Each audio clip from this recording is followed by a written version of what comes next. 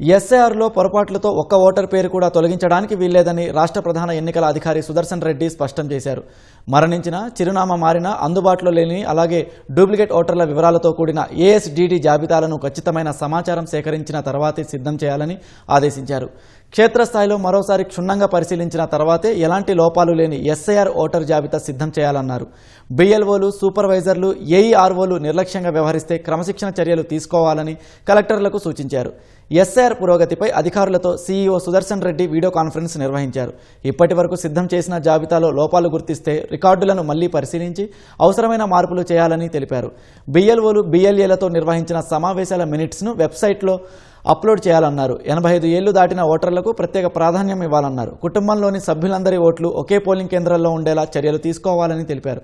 GHMC, ఇతర నగరాలు, పట్టణాల్లో ఎస్ఐఆర్ ప్రక్రియపై ప్రత్యేకంగా సమీక్షించి దిశానిర్దేశం చేశారు.